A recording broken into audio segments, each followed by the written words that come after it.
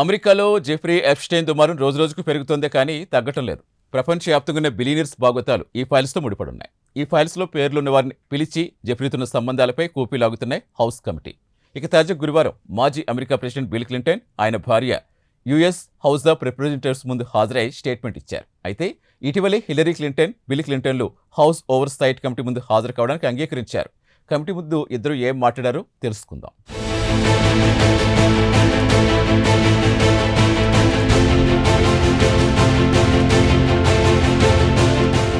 Jeffrey Epstein files అమెరికాలో పెనుదుమారం రేపుతున్నాయి. Jeffrey విషయానికొస్తే ఆయన అమెరికా ప్రెసిడెంట్లు, మాజీ ప్రెసిడెంట్లు, బిలియనీర్లు, బ్రిటన్ రాజకుటుంబానికి చెందిన ప్రిన్స్లకు, అలాగే సౌదీ క్రౌన్ ప్రిన్స్లకు మైనర్ బాలికను సరఫరా చేశాడని ఆరోపణలు ఎదుర్కొంటున్నాడు. ఇక జెఫ్రీ విషయానికొస్తే ఆయనకు సొంతంగా విమానాలతో పాటు సొంత ఐలాండ్లున్నాయి. తన బిలియనీర్ మిత్రుల్ని పిలిచి తన ఐలాండ్లో పార్టీలిస్తూ ఉంటాడు జెఫ్రీ. ఇంకా ఆయనకు అత్యంత సన్నిహిత మిత్రుల్లో ప్రస్తుతం ఉన్న అమెరికా ప్రెసిడెంట్ డొనాల్డ్ ట్రంప్ కూడా ఒకరు. ఇక జెఫ్రీతో పాటు ఆయన గర్ల్ ఫ్రెండ్ గెజ్లినా మ్యాక్స్వెల్ కలిసి మైనర్ బాలికలకు ఎరవేసి వారికి మంచి ఉద్యోగాలు ఇప్పిస్తామని ట్రంప్కు చెందిన ఫ్లోరిడా రిసార్ట్ మార్ ఏ లాగోకు పంపిస్తారు. అక్కడ మసాజ్ చేస్తే చాలని వారిని మభ్యపెట్టి ఉచ్చులోకి లాగేవారు. ఒక్కసారి వారి ఉచ్చులో చిక్కితే ఇక బయటపడ్డం కష్టం. వీరు మైనర్ బాలికల కోసం దక్షిణాఫ్రికాలో, బ్రెజిల్, మెక్సికోలో తిరిగి అక్కడి నుంచి మైనర్ బాలికల్ని మభ్యపెట్టి తీసుకొచ్చేవారు. అయితే మైనర్ బాలికల్లో కొంతమంది ప్రస్తుతం పెద్దవారయ్యారు. ధైర్యం చేసి పోలీసులకు ఫిర్యాదు చేశారు. ఇక తీగలాగితే డొంక కదిలినట్లు పెద్ద మనుషుల పేర్లు వెలుగు చూశాయి. ఇక జెఫ్రీని, అతడి గర్ల్ ఫ్రెండ్ని అరెస్ట్ చేసి న్యూయార్క్ జైలుకు తరలించారు. 2019లో జెఫ్రీ జైల్లోనే ఆత్మహత్య చేసుకున్నాడు.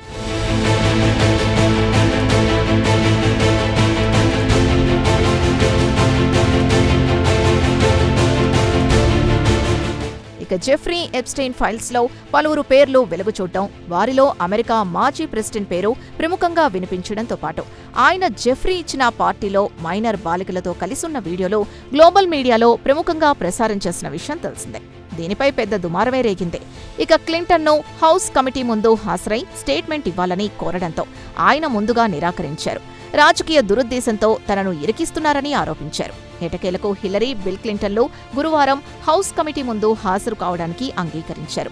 ఇక కమిటీ ముందు హిల్లరీ క్లింటన్ వాంగ్మూలం ఇస్తూ తాను ఎప్స్టీన్తో కలిసినట్లు కానీ, మాట్లాడినట్లు కానీ తనకు గుర్తులేదని చెప్పారు. అయితే ఆమె భర్త బిల్ క్లింటన్కు మాత్రం జెఫ్రీతో సన్నిహిత సంబంధాలున్నాయి. ఎప్స్టీన్తో పరిచయం ఉన్న ఆయన నేరాలతో తనకు సంబంధం లేదని, తాను ఎలాంటి తప్పు చేయలేదని ముక్తసరిగా చెప్పారు బిల్ క్లింటన్.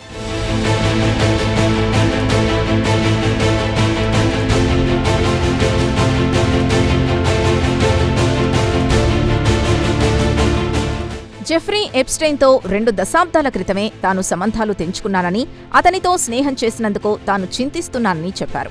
కాగా జెఫ్రీ 2019లో న్యూయార్క్ జైల్లో ఆత్మహత్య చేసుకున్నాడు. అయితే శుక్రవారం నాడు బిల్ క్లింటన్ స్వయంగా హౌస్ కమిటీ ముందు హాజరై వాంగ్మూలం ఇచ్చే అవకాశం ఉందని చెబుతున్నారు.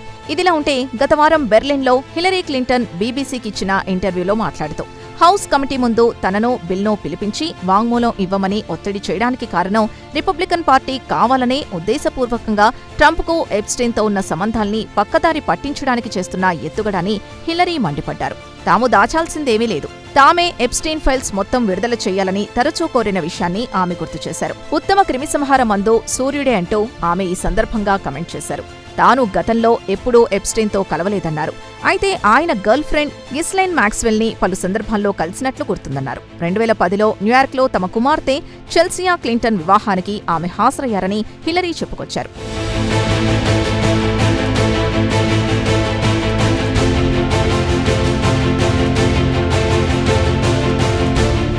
అయితే క్లింటన్ హౌసింగ్ కమిటీ ప్యానెల్లో రిపబ్లికన్ నాయకుడు జేమ్స్ కుమేర్ దర్యాప్తు చేస్తారని ప్రకటించగానే గతంలోనే అభ్యంతరం వ్యక్తం చేశారు. ఇక జేమ్స్ పక్షపాత రాజకీయాలు చేస్తాడని క్లింటన్ అప్పట్లోనే ఆరోపించారు.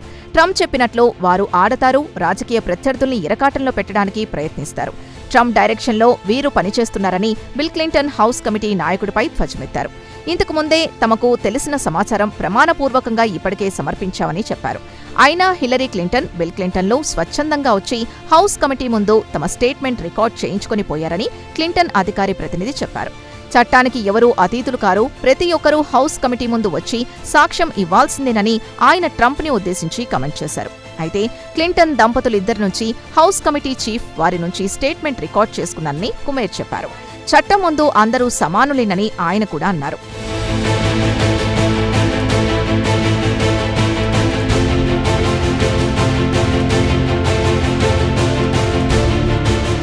అయితే బిల్ క్లింటన్ హౌస్ కమిటీ ముందు హాజరు కావడానికి ప్రధాన కారణం ఇటీవలే యుఎస్ డిపార్ట్మెంట్ ఆఫ్ జస్టిస్ కొన్ని టెక్స్ట్ మెసేజ్లతో పాటు కొన్ని ఫోటోల్ని విడుదల చేసింది. వాటిలో ప్రముఖంగా క్లింటన్ పలువురు మైనర్ బాలికలతో కనిపించారు. దాని గురించి రావాలని హౌస్ కమిటీ నోటీస్ పంపింది. ఎప్స్టీన్ నేరాల్ని విచారిస్తున్న కమిటీ ముందు వచ్చి సాక్ష్యం చెప్పాలని, ఎప్స్టీన్తో ఉన్న సంబంధాల గురించి అధికారుల ముందు క్లింటన్ వివరించాల్సి ఉంటుంది. ఇక సెక్స్ నేరగాడు జెఫ్రీ ఎప్స్టీన్ కు అత్యంత సంపన్నులు బిలియనీర్లతో కనెక్షన్లున్నాయని ఈ ఫైల్స్ ని బట్టి తెలుస్తోంది. సెక్స్ క్రైమ్లో దోషిగా తేలినా ఆయన తన పాత మిత్రులతో సంబంధాలు కొనసాగించాడు. ఇక జెఫ్రీ ఫైల్స్లో మరో ప్రముఖుడు ప్రస్తుత అమెరికా ప్రెసిడెంట్ డొనాల్డ్ ట్రంప్ పేరు ప్రముఖంగా ఉంది. అయితే ఎప్స్టీన్తో ట్రంప్కు సన్నిహిత సంబంధాలుండేవి. అయితే డాక్యుమెంట్లలో మాత్రం ఆయన ఎలాంటి తప్పు చేయలేదని సర్టిఫికెట్ ఇచ్చారు.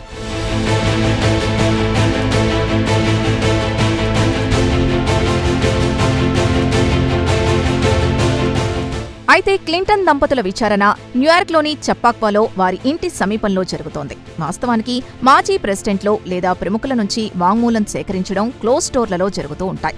అయితే క్లింటన్ దంపతులు మాత్రం బహిరంగంగానే సాక్ష్యం ఇస్తామని ముందుకొచ్చారు. లేదంటే మీడియాలో లేనిపోని ఊహాగానాలకు తావిస్తుందని బహిరంగంగా వాంగ్మూలం ఇవ్వడానికి మొగ్గు చూపారు. అయితే కమిటీలో ఇటు డెమోక్రట్తో పాటు రిపబ్లికన్ పార్టీ సభ్యులు ఉన్నారు. హిలరీ క్లింటన్ వాంగ్మూలం తర్వాత మీడియానుద్దేశించి ప్రసంగిస్తారని చెప్పారు. అయితే శుక్రవారం నాడు బిల్ క్లింటన్ హౌస్ కమిటీ ముందు హాజరై వాంగ్మూలం ఇవ్వడం అత్యంత ప్రాధాన్యత సంతరించుకుంది. చివరగా 1983లో గెరాల్డ్ ఫోర్డ్ ఇలా ప్యానెల్ ముందు హాజరై వాంగ్మూలం ఇచ్చారు. తర్వాత క్లింటన్ ఒకరే కాంగ్రెస్ ప్యానెల్ ముందు సాక్ష్యం ఇవ్వడానికి రావడం విశేషం.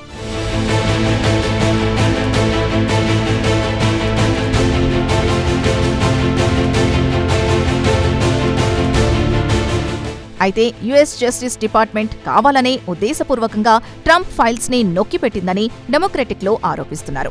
ట్రంప్ తమపై లైంగిక దాడి చేశాడని మైనర్ బాలికలు చేసిన ఆరోపణలు తొక్కిపెట్టారని చెబుతున్నారు.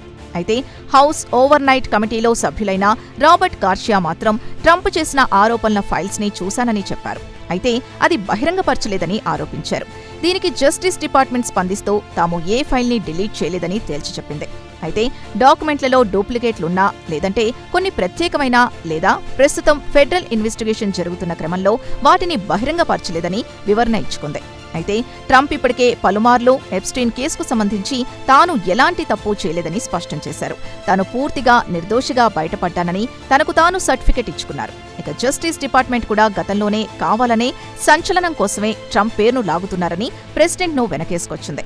అయితే ఎప్స్టీన్తో ట్రంప్ రాసుకు పూసుకు తిరిగింది మాత్రం వాస్తవమే. అయితే ఎప్స్టీన్ అరెస్టు కాకముందు 2 ఏళ్ల క్రితమే 2000వ సంవత్సరంలో ఎప్స్టీన్తో ఫ్రెండ్షిప్ ని ట్రంప్ వదులుకున్నారు. మరి ఎప్స్టీన్ మరక ఎంతమందికి అంటించాడో వేచి చూడాల్సిందే.